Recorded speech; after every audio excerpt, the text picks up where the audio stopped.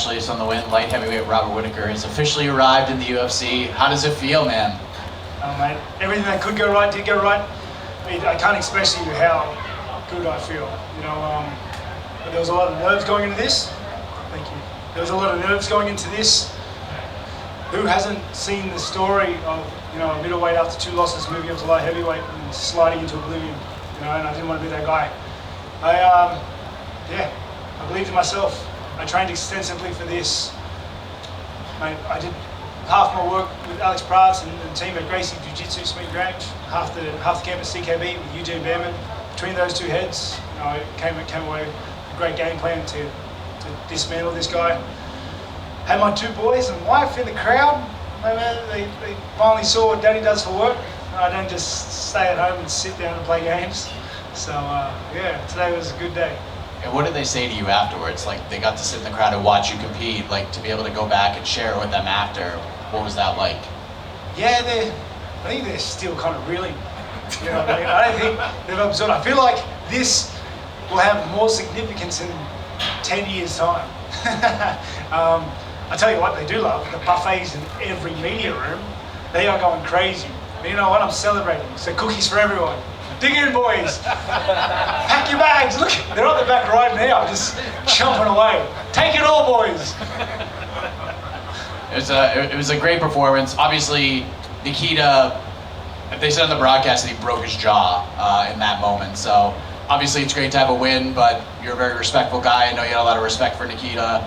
Obviously you don't want to leave him broken like that, but I wanted to get your reaction to obviously a great win, but the tougher side of the fight game. Yeah, definitely. He's a tough guy. I was tagging his jaw a lot. There were a lot of moments, a lot of clashes and exchanges where he was coming off the second best, and I felt like I was catching that lead hand and right hand over the top a lot of times. Put in some work in the first round, really started putting in the work in the second, and there was the jaw can only take so much. I saw after that last shot that his jaw was gone, and just leave it there. I'm a good guy. And last thing I want to ask you about, obviously the fighters were very impressed with what they saw. You're a fan favorite amongst them as well. But Bilal Muhammad, this is the tweet he put out. Quote, "I've seen enough. Give me Whittaker versus Jiri next." Okay. when he first started saying that, I was like, no, he's not. You know what I mean? But we'll see. I feel like the division is a buffet. I wanted someone ranked out of the gate. I think a lot of questions have been answered. I feel like there was a lot of doubters out there. There were a lot of people that had questions. A lot of people wanted to see what the transition looked like, me going up. So, I think I silenced those guys and, put my case forward. Do you feel like you supported Team Final Fantasy VIII with this performance tonight? Team Final Fantasy VIII. Final Fantasy VIII is the best Final Fantasy VIII. Everyone who says 7 is just mainstream, whatever. 8's where it's at. Well, obviously, it's so good. 8's so good. Did you feel different in there? Obviously, you've been sparring, you've been training as a light heavyweight, but to go in there and actually compete, did it feel different to be at this weight? On 8. 8 has a card game in it. Yeah. It does. Like, I fell into that just like it went. It's a full card game. It's unreal. Sorry, what was the question? Did it feel different fighting as a light heavyweight? Did it actually feel different being in there? Honestly, fighting's fighting. It felt very much the same. I trained for months like my opponent had death in his hands. He was a light heavyweight moving up. Understandably, everyone hits harder, so I trained like every touch would put me to sleep. If I had a session or a training where I got hit, it was failed for me. I wasn't happy. I'd go home upset. So I trained so much to work through that. And then once I was in there, they hit hard, but the middleweights hit hard too. You know what I mean? And the idea is not to get hit. And as another thing is, like, I have size on me. I know I'm not tall, and I don't know why people think I'm so skinny. Like, I woke up at 2:30 this morning, I had to cut back on the snacks. Skip lunch a little bit, come in later. You know, Mike said, you know, you never want to leave any damage on someone that you broke Nikita's jaw. But I remember when you tore Darren Till's ACL, you actually were on stage, you went, oh, and you were quite happy about it. So is there a part of you that at least you feel like, oh yeah, I got some damage on the guy? Oh yeah, no, by no means am I unhappy I hurt him. Like, that's the aim of the game. He would have done it to me if he could have.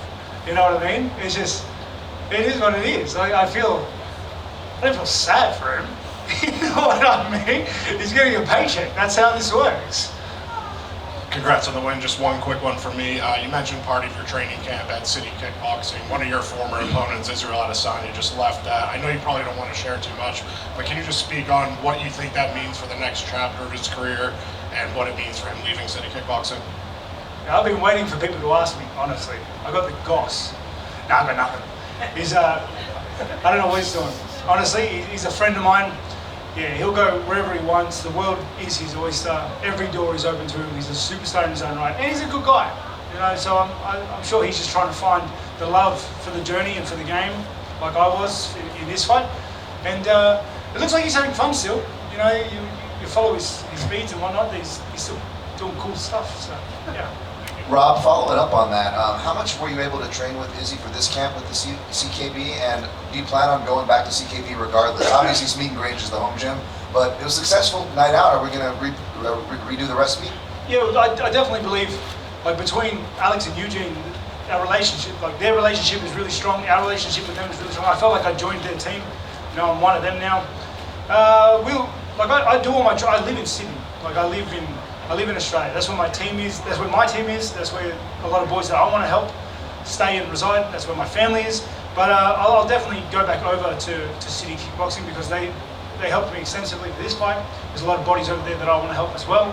And it's, you know, I was born there. I have a lot of family there. It's there's something powerful about being back in the motherland a bit.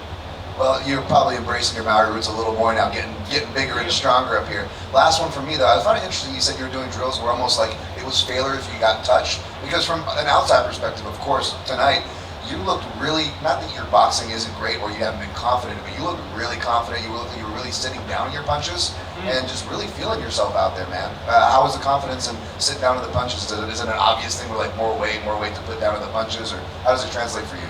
Yeah, I wrote it on paper, you know, like mass times speed, right? In my head, it makes perfect sense. I was like, I can work with this. But I trained meticulously for months on, you know, just being respectful of the power, being respectful of the distance and the range that he had, being respectful of the move up to the division, and I drilled it so much that it became second nature. So in that second round, once I had done the work, and Alex reminded me with some tips in the corner about what I needed to do, I felt myself, I blended everything together, and I got to work. You know, I'm a championship level fighter, and I think I showed everyone that. Thank you. Hey Rob, congrats on the win. Any part of you tonight after today's victory or tonight's victory, you know, think to yourself, I wish maybe I would have moved up a little bit sooner? Potentially. Maybe a fight sooner, but I don't live in the past, so I just keep moving forward. You know, it's better late than never. I'm in a really good place now. I had a really good experience with the fight week and the fight itself, obviously. I'm going to have an excellent experience for this next week, taking the kids. No, I'm not looking forward to Disneyland. That's, or whichever one that is. Yeah, that's not going to be fun, but it's only up from here, mate. Is it safe to say this week, I mean, you just seemed like you were in a great mood, and I know obviously it was the, you know, not having to cut as much weight, and then you had your family here, but did you feel different going in tonight? Because you just seemed like the whole week was like, you really enjoyed this, it really came across that way. Yeah, I did enjoy it. I enjoyed the whole week. You know, normally I'm logging the go home, see my wife, see my kids, and I didn't have that split attention. I was here, you know, I was here to fight, and I was locked in. The nerves are the same, prepping in the background, like, from when my team picked me up at 2:30, I don't think we spoke until after the fight. everyone's really nervous and we're doing our things, but we've been here time and time again, mate. And just last one for me, you didn't want to talk about this before the fight, understandably, you had to take care of the task at hand, but now that you got this win and being a former champion, you know, how many fights do you think you could be away from getting a title shot just because you are a former champion? I don't know. You know, the division is a buffet. right now. You know, winning opens doors, and I have won, and the doors are open. So I'm going to go enjoy myself, and then I'm going to get back in training because I don't want to start at zero again. I started this camp at zero, and that wasn't fun. So I want to keep the ball rolling. I didn't take too much damage. Maybe by the end of the year, we'll get back in, keep moving up the ladder, keep progressing. Rob, over here. Congrats on the victory back here. You know, somebody that's been by your side your whole career is your wife, Sophia. What's the biggest lesson she's taught you through this journey?